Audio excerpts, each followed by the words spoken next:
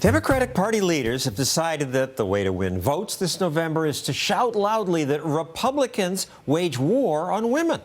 Politico reports that this election season, Democrats will make the war on women bigger, broader, and more central to White House and Democratic messaging. This is a proven, persuasive argument.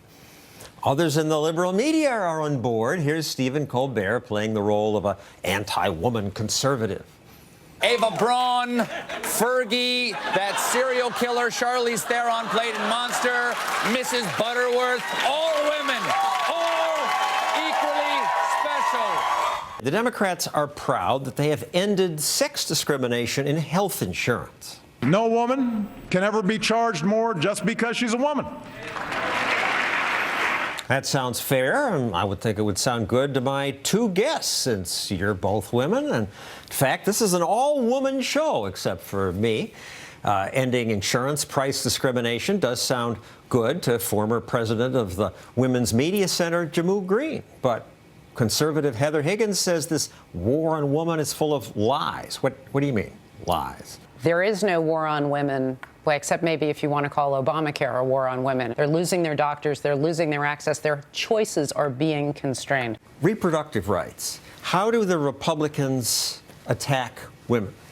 Well, if you look at various pieces of legislation, I think in the past year we had something like over 1,000 bills introduced across the country to try to curtail a woman's reproductive rights. Anti-abortion. Anti-abortion. Look. And they couch it in terms of we want to do a 20-week abortion ban, but really it's about trying to close as many clinics in the state. And this is going across the country where we've seen rights pulled back. In Texas, it's much harder to get an abortion. Roughly the same number of women are anti-abortion as men. Why should we allow the government into the conversation, into the decision we make with our doctor? And then when you look at the insurance part of it, when you look at issues like even birth control, you have folks who are up in arms because insurance plans are going to cover birth control. But since the day that Viagra came out, insurance plans have been covering it. So this is where there's a real disconnect. Big difference. Some cover it, and you can buy it or not.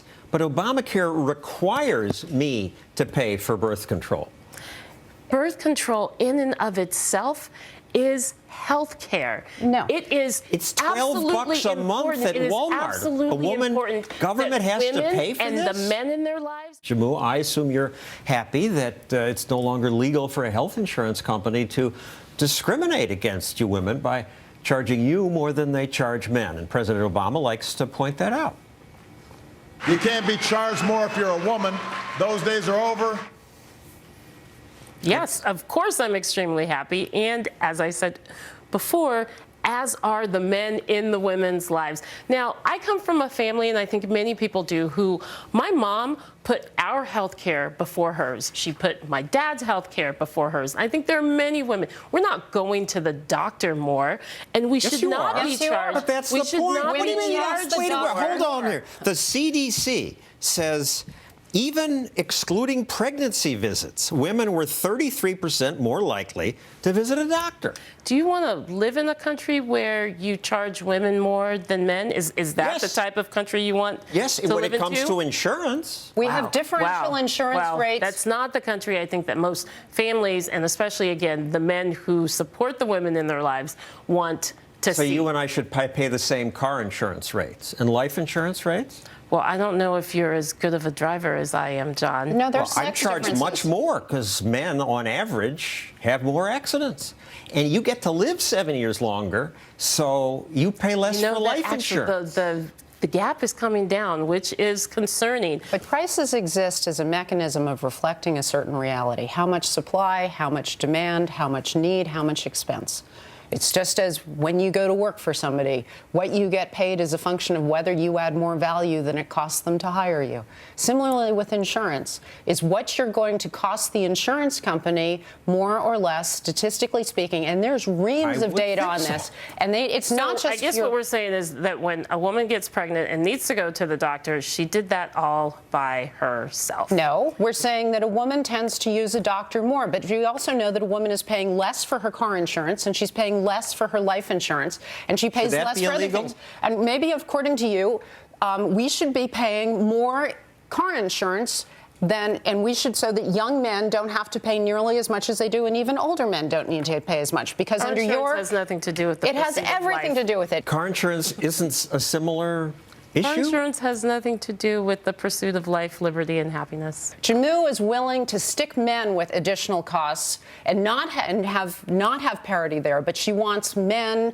and children to pay for the costs of older people and women. I'm glad. I thought your organization represented women, but I'm glad you're the spokesperson for why men are being so screwed by our health insurance. No, what screws up health insurance is third-party payers and inaccurate reflection of actual prices and what people actually want to purchase. It is being required to pay for things that you don't want, and it is being covered in a way that gives you no responsibility for your own choices. It is in the best interest of our society that women are healthy, that we have access to affordable health care. I agree. It is in the best interest. The car insurance and life insurance, insurance, not just the women, but again, the men in these women's lives. We don't disagree on any of that. This is one of the most well-supported parts of the Affordable Care Act. That's because people who don't understand insurance are supporting it. Let me just close. When the Titanic went down, there was that moment where they said, women and children first. Is that sexist? Yeah. Children, I understand. There's sexism way throughout our society, but I'm also from Texas, and I will sit here and admit I like a door to be open for me.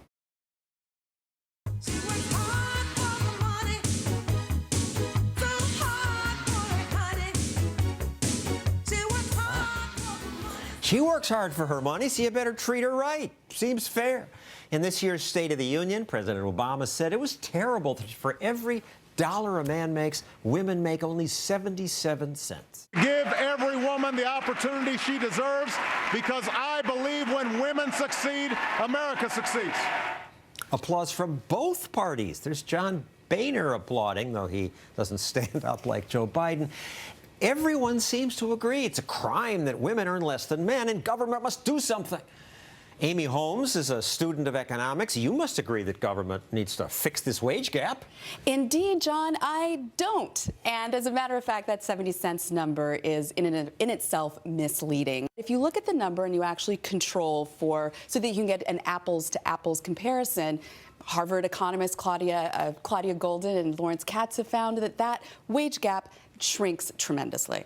And what upset me is the president knows this, and even his own Department of Labor says after controlling for occupation, experience, other choices, women earn 95% as much as men do. Correct. So the reason why 70 cents is incorrect, that it's false, is that it's comparing all full-time women to all full-time men, regardless of occupation.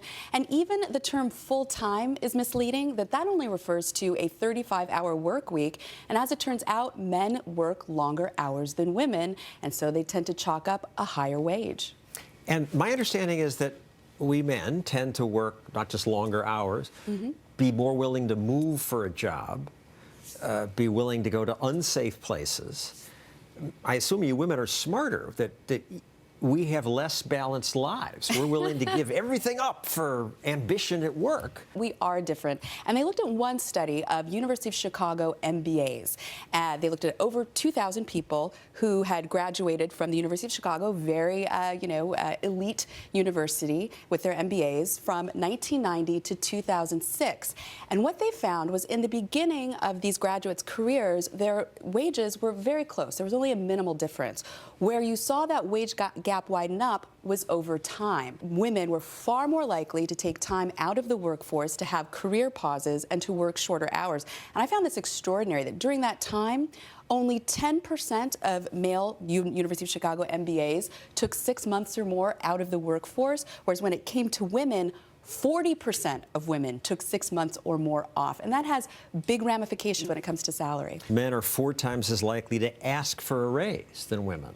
They are. Men are 8 times more likely to negotiate their salary than women. If you negotiate your salary, you can raise your salary by 7%. So imagine that, 8 times more men willing to raise their salaries by 7%, just walking in the door. Not something government can fix. No, certainly not. And at the top, in 147 of 150 of the biggest U.S. cities, full-time salaries of young women are 8% higher than men. You know, that sort of surprises me because it's a statistic that you don't know. But just to perhaps speculate, this isn't scientific on my part, if you look at cities, that tends to be a knowledge economy. And now let's look at education. Nearly 60% of all bachelors now are awarded to women. Women are earning more, a majority of master's degrees but and government PhDs. has to help them. Well, actually, you would think if you're concerned about the gender gap, you would be kicking women out of college to get more men in. And the majors that men and women choose. The high-pay college majors are petroleum engineering, mathematics, computer science, aerospace, mechanical engineering, mining, mineral engineering. These are 90% male, 87% male, 67% male. Right. The low-pay majors, early childhood education, overwhelmingly female, human services, social work, communications disorders. These are the people who helped me address my stuttering. I'm thankful for them. Mm-hmm. But they pay less, so it shouldn't be a surprise that there's a difference. Now, you know, a lot of feminists would look at that list of majors and say, well, the reason for that is that men are encouraged as boys to be mathematicians and engineers and play with trucks and Legos, where girls are given dolls, right. Dollies Sexism. and Barbies, and it's sexism in how we raise our children. But when you get to college, I've been, you've been, you get to pick your own major. I chose economics. Maybe I would have liked a little art history, too. We went to the same college. You went Indeed 25 years later. When I went, you wouldn't have been allowed in because I no was women female. allowed. And aren't you glad that's changed? It must have been very lonely for you. it was lonely. I didn't like it. But the culture's changed. We don't need government to do these things. No, we don't, and we didn't need government to, to enlist young women to go to college. They made that choice themselves, and as I've mentioned, and they're now outnumbering men in college.